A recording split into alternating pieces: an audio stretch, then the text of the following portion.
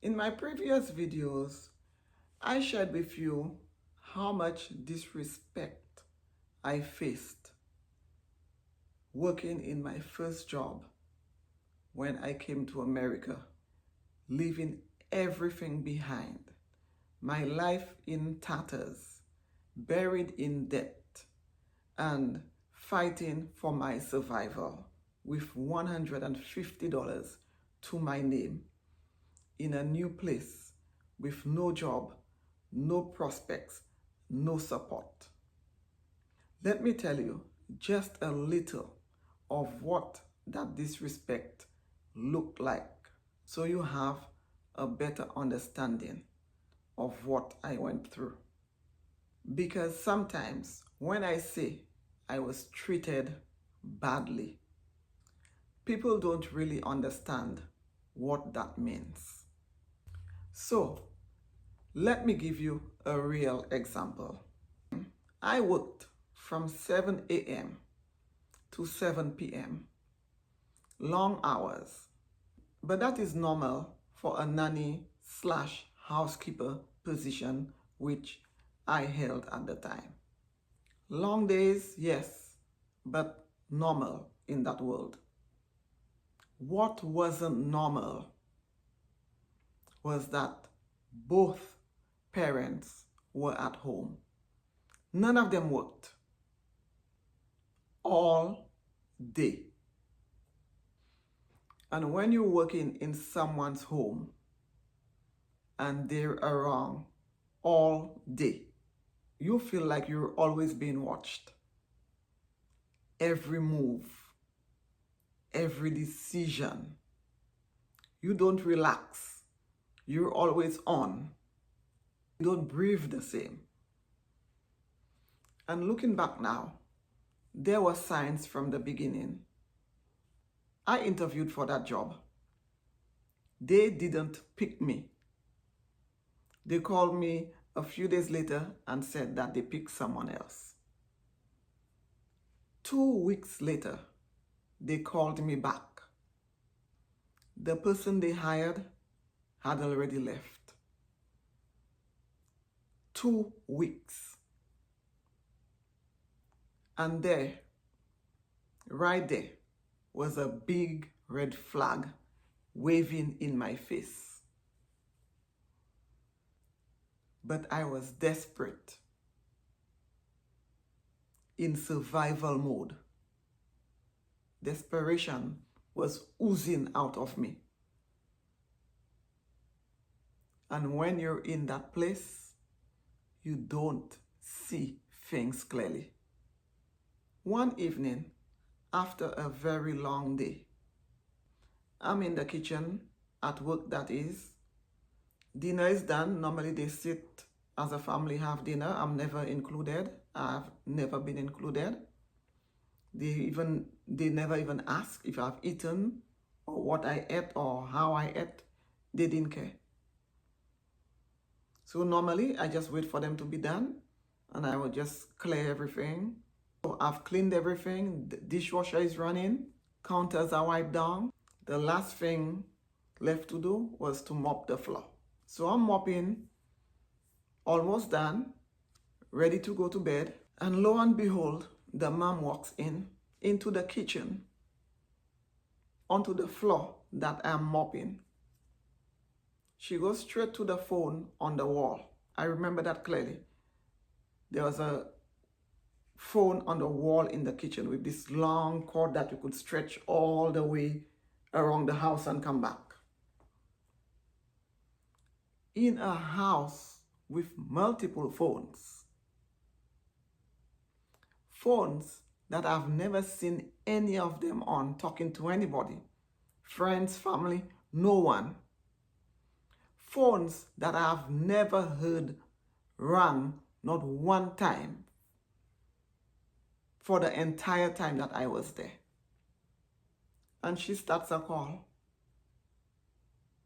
in the middle of me mopping.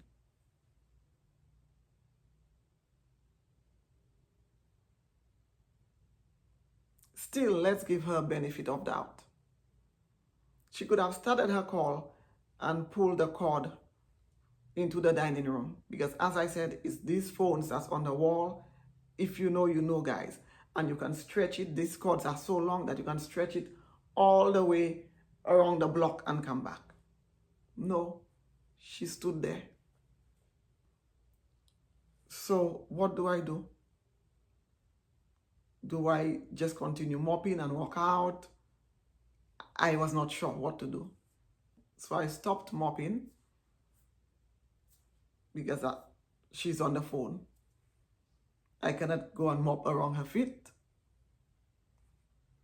So I stopped, thinking that she would just make a quick call and leave. I stood there, bucket on the floor, mop in my hand, waiting and waiting and waiting. She didn't say a word to me. No excuse me. No, I'll be 1 minute. No acknowledgement at all. It's like I was not even there. Nothing. And she stayed on that phone for 30 minutes. 30 minutes. And I knew exactly what she was doing. She wasn't on that phone because she needed to be. She was on that phone because I was there, showing me what she thought of me, clearly, and where she thought I belonged, like a dog marking her territory, showing me who's boss, showing me who's in charge. But I'm from the islands.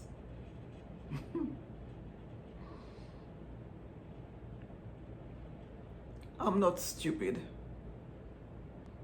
I saw right through it the minute she got on that phone.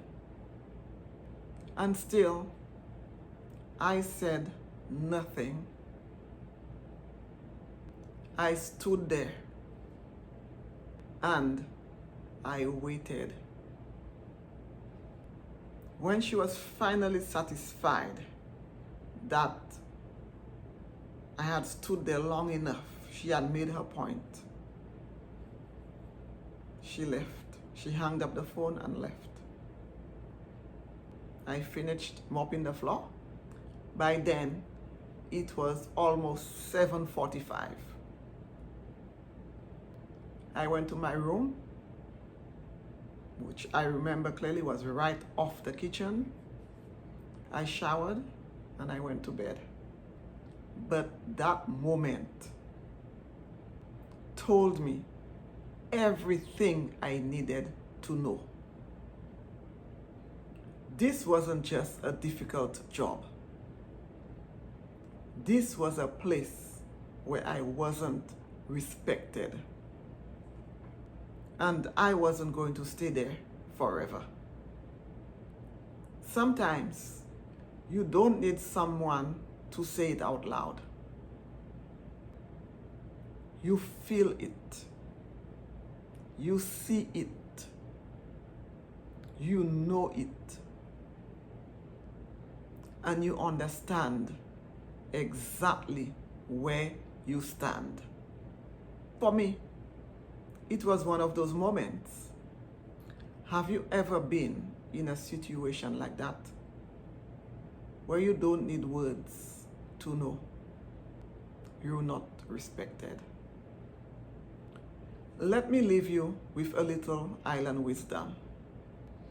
Where I come from, we say, monkey know which tree to climb. And that just means people know exactly who to try and who they think they can try to get away with it. And in that moment, she thought she chose the right tree.